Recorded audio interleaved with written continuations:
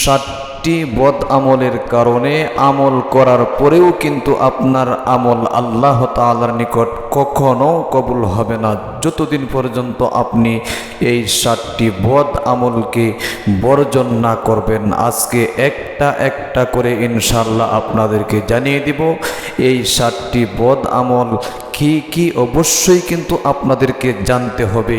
অনেকেই কিন্তু এই 7টি বদ আমলের কথা জানেই না, যার কারণে সে নামাজ পড়তেছে তার নামাজ কিন্তু কবুল হচ্ছে না, রোজা রাখতেছে তার রোজা কবুল হচ্ছে না, হজ করতেছে তার হজও কি কবুল হচ্ছে না। অতএব এই 7টি জিনিস অত্যাবশ্যকীয় আপনাদের জন্যে জানা। আজকে ইনশাআল্লাহ ভিডিওটা আপনাদের জন্যে অত্যন্ত গুরুত্বপূর্ণ এবং জরুরি। এই জন্যে প্রিয় দিনী ভাই এবং বোনেরা স্কিপ করে যদি ভিডিওটা দেখেন তাহলে কিন্তু অবশ্যই এই 7টি বিষয় জানতে পারবেন না। আপনি যদি একজন মুসলমান হয়ে থাকেন অবশ্যই কিন্তু আজকের ভিডিওটা একমাত্র আপনার জন্যে। প্রিয় দিনী ভাই ও বোন, আজকে আমি আপনাদেরকে 7টি বিষয় সম্পর্কে অবগত করব। 7টি বিষয় যদি আপনি বর্জন না করেন তাহলে আমল করার পরেও আল্লাহ রাব্বুল আলামিন আপনার আমল কবুল করবে না।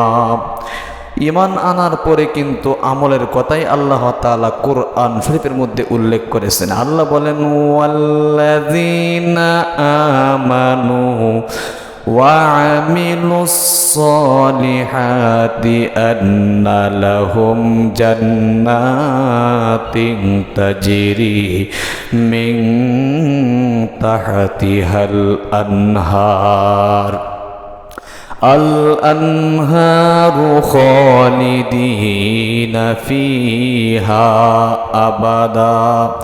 আল্লাহ রাব্বুল আলামিন বলেছেন, ঈমান আনার পরে নেক আমল করা সর্বপ্রথম তোমাদের কাজ, আর আমার কাজ হলো তোমাদের জন্য এমন জান্নাতকে প্রস্তুত করে রাখা যে জান্নাতের পদদেশ দিয়ে নদ নদী প্রবাহিত হবে, চিরস্থায়ীভাবে জান্নাতের মধ্যে থাকবা, এমন জান্নাত তোমাদের জন্য প্রস্তুত করে রাখা। এটা হলো আমি আল্লাহ তাআলার দায়িত্ব। প্রিয় দিনী ভাই ও বোন, এই জন্যে আসুন 7টি জিনিস যদি আপনি বর্জন না করেন, 7টি বদ আমল যদি আপনি বর্জন না করেন, আমল করার পরেও কিন্তু আপনার আমল আল্লাহ রাব্বুল আলামিনের নিকট গ্রহণযোগ্য হবে না। এই 7টি বদ আমলের 1 নম্বর হলো, যদি আপনি আমলও করতেছেন আবার শিরিকের মধ্যে লিপ্ত, আল্লাহ তাআলার সাথে আপনি অংশীদার সাব্যস্ত করতেছেন, এমন বদ আমল যদি আপনার মধ্যে থেকে থাকে অবশ্যই আপনাকে আশিরকু অর্থাৎ অংশীদার গ্রহণ করা, আল্লাহ তাআলার সাথে কাউকে অংশীদার সাব্যস্ত করা, এটা আপনাকে বর্জন করতে হবে। যতদিন পর্যন্ত বর্জন না করবেন ততদিন পর্যন্ত আপনার কোনো আমল আল্লাহ তাআলার নিকট গ্রহণযোগ্য হবে না। তাহলে শিরক এই গুনাহ আল্লাহ তাআলা কখনো কিন্তু ক্ষমা করেন না। কবিরা গুনাহ করেছেন তওবার মাধ্যমে ক্ষমা হয়ে যাবে, কিন্তু শিরক আর শিরকু এটা কিন্তু আল্লাহ তাআলা কখনো ক্ষমা করবেন না। এই জন্য শিরকের কাজে আপনারা যারা যারা লিপ্ত, আমি যদি অমুক কাজটা না করতাম তাহলে কি এটা হতো না, এটা হলো কি শিরক। গাইকে যদি আমি ঘাস ভালো করে না খাওয়াতাম তাহলে অবশ্যই কিন্তু এত পরিমাণে দুধ দিত না।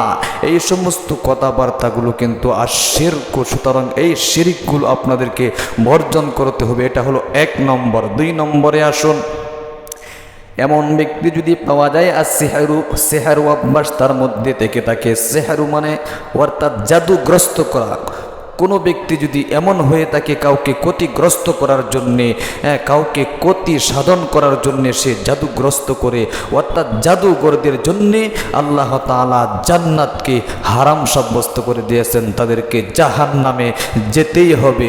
যত আমল আপনি দুনিয়াতে করেন না কেন, আপনি মুসলমান আমল করতেছেন, হজ করতেছেন, রোজা রাখতেছেন, অবশ্যই আপনার নামাজও কবুল হবে না, একটা হজও কবুল হবে না ইনশাআল্লাহ। আপনাকে আর সিহির অর্থাৎ জাদুগ্রস্ত কাউকে ক্ষতি সাধন করার জন্য যে জাদু করতেছেন এটাকে বর্জন যতদিন পর্যন্ত আপনি না করবেন আপনার নামাজ ও রোজা কোনো আমলই আল্লাহ তাআলার নিকট গ্রহণযোগ্য হবে না।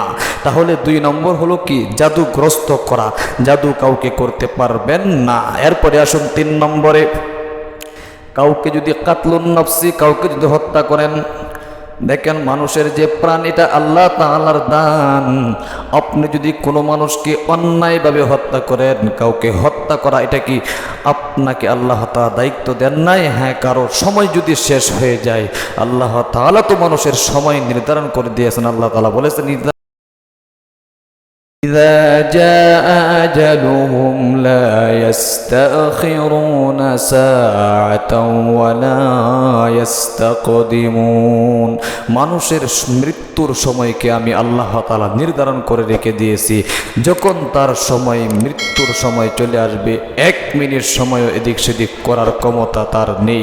এই জন্যে আপনি কোনো মানুষকে হত্যা করতে পারবেন না। যদি হত্যা করেন, সারা জীবন নামাজ পড়বেন, আপনার নামাজ, রোজা, হজ, যাকাত কোনো কিছুই কবুল হবে না। এরপরে আসুন 4 নম্বরে, সুদ খাওয়া। এমন মানুষ যদি থেকে থাকে, আল্লাহ তাআলা কিন্তু কোরআন শরীফের মধ্যে বলেছেন আহাল্লাল্লাহুল বাই'a ওয়া হাররামার রিবা।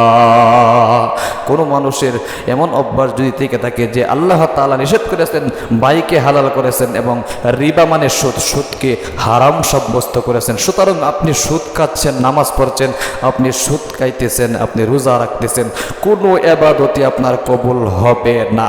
এরপরে আসুন 5 নম্বরে, এতিমের সম্পদ যদি আপনি খান, এতিমের সম্পদের ব্যাপারে কিন্তু আল্লাহ রাব্বুল আলামিন কোরআন শরীফে সূরা নিসার আয়াতে বলেন ইন্নাল্লাযীনা ইয়াকুলুনা আমওয়ালাল ইয়াতামা যুলমান ইন্নামা ইয়াকুলুনা ফি বুতুনিহিম নারা ওয়া সায়াসলাউনা সাইরা।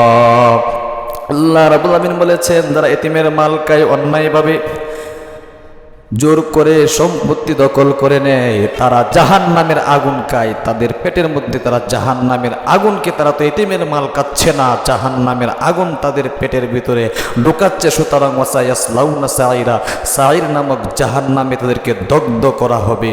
প্রিয় দিনী ভাই ও বোন, এতিমের সম্পদ আপনারা খেতে পারবেন না। এটা হলো 5 নম্বর।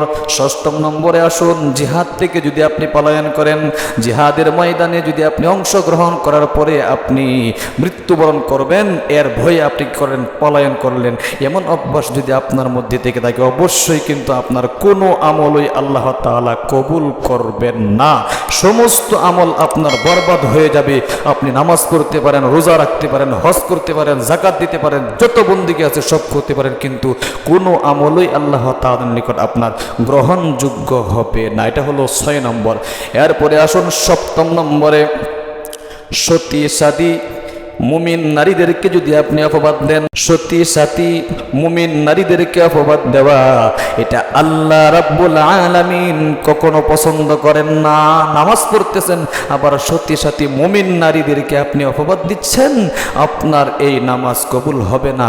হজ করতেছেন, আবার সতী সাথী মুমিন নারীদেরকে আপনি অপবাদ দিচ্ছেন, কখনো আপনার হজ কবুল হবে না, কখনো আপনার রোজা কবুল হবে না। সমস্ত আমল বরবাদ হয়ে যাবে। এক কথায় এই 7টি জিনিস যদি আপনি বর্জন করতে না পারেন, অবশ্যই কিন্তু আপনার দুনিয়ার জগৎ অন্ধকার এবং আখিরাতের জগৎ কিন্তু অন্ধকার। দুনিয়াতে লাঞ্ছিত হবেন, বঞ্চিত হবেন, অপমানিত হবেন, অপদস্থ হবেন, এবং মৃত্যুর পরে সাথে সাথে আপনাকে জাহান্নামের আগুনে দগ্ধ করা হবে। প্রিয় দিনী ভাই এবং বোনেরা, এই জন্য এই 7টি বিষয় আপনাদেরকে মাথায় রাখতে হবে। দুনিয়াতে চলতে গেলে আল্লাহ তাআলা আপনাদেরকে, আপনাদের আমলগুলো যাতে করে আল্লাহ তাআলার নিকট গ্রহণযোগ্য হয়, এই জন্য এই 7টি জিনিস বর্জন করার তৌফিক দান করুক। আমিন আমিন। আপনি ইনশাআল্লাহ কমেন্ট বক্সে আমিন বলে দোয়ার মধ্যে শামিল থাকবেন। আরেকটা কথা মনে রাখবেন, এই চ্যানেলটা কিন্তু খোলা হয়েছে একমাত্র আপনাদের উদ্দেশ্যে। অবশ্যই চ্যানেলটাকে সাবস্ক্রাইব করে পাশে থাকা বেল আইকনটি অন করে দিবেন, লাইক কমেন্ট শেয়ার করে অন্যকেও শেখার সুযোগ করে দিবেন। ভালো থাকবেন, সুস্থ থাকবেন, দেখা হবে পরবর্তী ভিডিওতে। আসসালামু আলাইকুম ওয়া রাহমাতুল্লাহি ওয়া বারাকাতুহু।